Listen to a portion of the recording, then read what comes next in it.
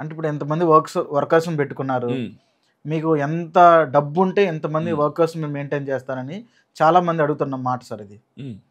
ఎంత డబ్బు ఉండాలి? నా దగ్గర ఇప్పుడు 2 వర్కర్స్ ఉన్నారు, ఒక ఎడిటర్ ఉన్నాడు, ఎడిటర్కు 30,000 ఇస్తున్నా, నువ్వు ఉన్నావు, నీకు 25,000 ఇస్తున్నా. ఎంత ఇస్తున్నా? ఇద్దరికి కలిపి 55,000 ఇస్తున్నా. దీనికి కోట్ల రూపాయలు కావాలా? నా యూట్యూబ్ నుంచి నాకు అంతో ఇంత కొంచెం ప్రతి నెల వస్తుంది, యూట్యూబ్ రెవెన్యూ వస్తుంది నాకు. అది కాకుండా ప్రతి నెల నాకు ఒక 10 మీటింగ్స్ 15 మీటింగ్స్ ఉంటాయి. మీటింగ్స్లో దేవుడు నాకు కొంతవరకు నన్ను పోషిస్తున్నాడు, నాకు సరిపోద్ది. 55,000 శాలరీ ఇవ్వటం నాకు ఇవి సరిపోతాయి. ఇంకా నాకు కోట్ల రూపాయలు ఎందుకు అవసరం ఉంటుంది? ఇది పెద్ద లక్షలేం కాదు కదా, సింపుల్ థింగ్ మెయింటైన్ చేయటం నాకు ఈజీగానే ఉంది. సార్ రీసెంట్గా మీరు ఒక లైవ్లో మీరు ఎంట్రీ ఇచ్చారు, అదెవరో జాన్ పాల్ గారు ఒక లైవ్ చేస్తుంటే మీరు వెళ్ళేసి మాట్లాడారు. ఆ సమయంలో జాన్ పాల్ గారు ఒక మాట మాట్లాడారు, ఏమనంటే మీరు రోడ్డును పడటం నేను నా కన్నులారా చూడాలని నేను ఆశపడుతున్నాను, అంటే నువ్వు మళ్ళీ రోడ్డుని పడితే నేను చూడాలని ఉంది అభినయ్ గారు అని అన్నాడు. ఆ మాట విన్నప్పుడు మీకేమనిపించింది సార్? దీన్ని ఎలా తీసుకోవాలి?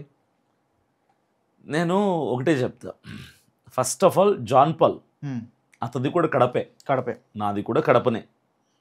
జాన్ పాల్ అనేటువంటి వ్యక్తి అసలు క్రైస్తవుడు కాదు.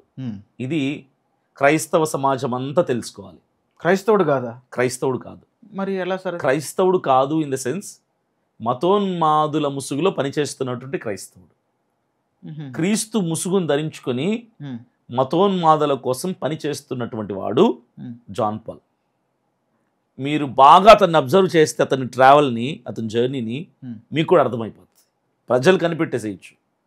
John Paul is not Christian, ఈయన మతోన్మాది. క్రైస్తవ్యంలో ఉంటూ మతోన్మాదుల కొరకు పనిచేస్తున్న సీక్రెట్ ఇన్ఫార్మర్ జాన్ పాల్. అది మీకు ఎలా తెలుసు సార్? తెలుసు. నేను ఆధారాలను బయట పెట్టాల్సిన టైం వచ్చినప్పుడు ఖచ్చితంగా బయట పెడతా. జాన్ పాల్ ఒక మతోన్మాది. మీ దగ్గర ఆధారాలు ఉన్నాయా సార్? ఉన్నాయి, అన్ని బయట పెడతా, టైం వచ్చినప్పుడు ఖచ్చితంగా బయట పెడతా. అయితే ఇప్పుడు విషయానికి వస్తే, ఆ రోజు లైవ్లో నన్ను అజయ్ని మాట్లాడాడు, మేము రోడ్డున పడాలని కోరుకుంటున్నాను. నేనేం చెప్తానంటే, క్రీస్తు మనసు కలిగిన వాడు ఎవడైనా, ఓకే, సేవకుడై ఉండాల్సిన పనుల ఒక క్రైస్తవుడు ఎవడైనా క్రీస్తు మనసు కలిగిన వాడు, క్రైస్తవుడుగా పిలువబడేవాడు, ఎదుటివాడు ఎంత శత్రువైనా, ఏ మతస్థుడైనా ఏ కులస్థుడైనా రోడ్డున పడాలి అని కోరుకున్నాడంటే అసలు వీడు క్రైస్తవుడే కాదు. ఓకే, రోడ్డున పడాలి అని కోరుకునే మనసు క్రీస్తుది కాదు. అది నేనైనా, జాన్ పాల్ అయినా, మరొకరైనా. ఒక వ్యక్తి ఎదుటి వ్యక్తిని రోడ్డు మీద పడాలని కోరుకున్నాడంటే అసలు వీడు మనిషే కాదు. అలాంటిది క్రైస్తవుడు ఎలా అవుతాడు? ప్రజలు గుర్తించవచ్చు ఆ మాట విధానాన్ని బట్టి. క్రైస్తవుడు, క్రీస్తు మనసు కలిగిన వాడు, సేవకుడు, సంఘ కాపరి అనేవాడు ఎదుటి వాడి క్షేమం కోరుకుంటాడు. పగవాడైన పగస్తుడైనా సరే మేలు కోరుకుంటాడు, బాగుండాలని కోరుకుంటాడు, బాగుపడాలని కోరుకుంటాడు. అపకారికి ఉపకారం చెయ్యే విస్మతి అని మనం చిన్నప్పుడు ఏదో శ్లోకం చదువుకున్నాం కదా. అపకారికి ఉపకారం అంటే వాడు చెడ్డవాడైనా వాడికి మంచి చేయమని చెప్పి లోకం చెప్తుంది.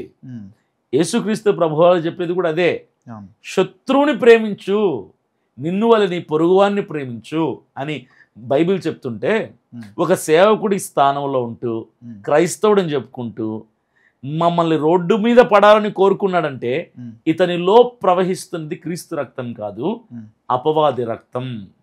ఇతను మతోన్మాదుల సొమ్ముకి అమ్ముడు పోయినటువంటి పిచ్చి కుక్క. ఆ తిరిగే 7 సీటర్ కారు కూడా మతోన్మాదులు ఇతనికి గిఫ్ట్గా ఇచ్చారు. ఏసన్న గారిని విమర్శించాడు, షాలేం రాజు గారిని విమర్శించాడు, దినకరన్ గారిని విమర్శించాడు. ఇతని జాబితాలో లేనిది ఎవరు? చిన్న లేదు, పెద్ద లేదు, అనుభవం లేదు, భక్తి లేదు, ఏ టు జెడ్ సేవకులందరినీ విమర్శించిన వాడు ఎవడైనా ఉన్నాడా క్రైస్తవుని పేరుతో అంటే ఒక్క జాన్ పాల్ మాత్రమే. అతని ఛానల్ పేరేంటి?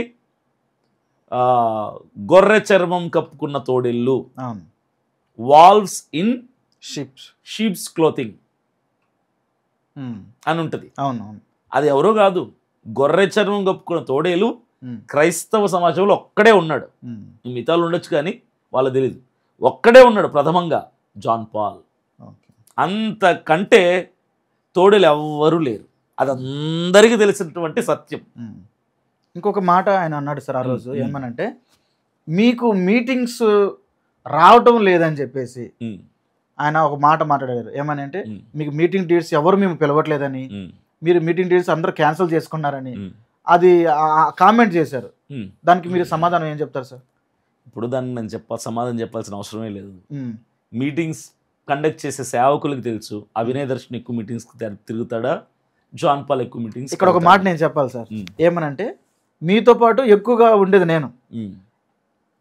ఎన్నోసార్లు మీకు మీరుగా ఫోన్ చేసి నాతో ఫోన్ చేపించి మీటింగ్ నేను రాలని క్యాన్సిల్ చేసుకో, డేట్లు క్యాన్సిల్ చేసి నా చేతో అంటే నేనుగా ఫోన్ చేసి మీటింగ్ క్యాన్సిల్ చేసిన డేట్లు ఎన్నో ఉన్నాయి. ఆ మాట చెప్పినప్పుడు నాకు ఆశ్చర్యం అనిపించింది. దాని గురించి ఒకసారి చెప్పండి సార్. ఇప్పుడు నంబర్ ఆఫ్ మీటింగ్స్, మీటింగ్ మీద మీటింగ్, మీటింగ్ మీద మీటింగ్, కొన్నిసార్లు డేట్లు క్లాష్ అయిపోతాయి. అంటే మా కోఆర్డినేటర్ సరిగా చూసుకోక ఒకటే డేట్ని ముగ్గురికి ఇచ్చేస్తుంటాడు. అది మనకు తెలియదు. కరెక్ట్గా మీటింగ్కి 2 days 3 days ముందు క్లాష్ అయిపోతాయి. ఇప్పుడు అలాంటి పరిస్థితులు ఏం చేస్తామంటే క్యాన్సిల్ చేయాల్సిన పరిస్థితి. ఖచ్చితంగా ఒకరినిద్దరు బాధ పెడితే తప్ప ఇంకో మీటింగ్కి వెళ్ళలేం. ఇలా మీతోనే ఫోన్లు చేయించిన సందర్భాలు చాలా ఉన్నాయి. అంటే దీన్ని బట్టి అర్థం ఏంటి, ఎన్ని మీటింగ్స్ నాకు ఉంటాయి, కంటిన్యూస్గా మీటింగ్స్ ఉంటాయి. నేను ఏప్రిల్ మేలో అస్సలు ఒక్కరోజు ఖాళీ ఉండను. అక్టోబర్ నవంబర్ డిసెంబర్ ఈ 3 నెలలు కూడా ఒక్కరోజు కూడా ఖాళీ ఉండను. అంత నిర్విరామముగా సభలలో దేవుని మహాకృపను బట్టి వాడబడుతున్నా. మిగిలిన నెలల్లో నెలకు ఖచ్చితంగా 10 మీటింగ్లకు వెళ్తా. ఇది నా మీటింగ్ షెడ్యూల్ ఇలా ఉంటుంది. జాన్ పాల్ అసలు మీటింగ్లకు వెళ్ళడు, నెలకు ఒక్క మీటింగ్ వెళ్ళటం గొప్ప. అతను నా మీటింగ్స్ లేవని మాట్లాడు చాలా హాస్యాస్పదం. కేవలం ఏంటంటే మతోన్మాదుల దగ్గర పనిచేస్తున్నవాడు కాబట్టి సేవకుల్ని తప్పుడు వ్యక్తులుగా రుజువుపరిచే ప్రయత్నం చేస్తున్నాడు. అది అతని పని.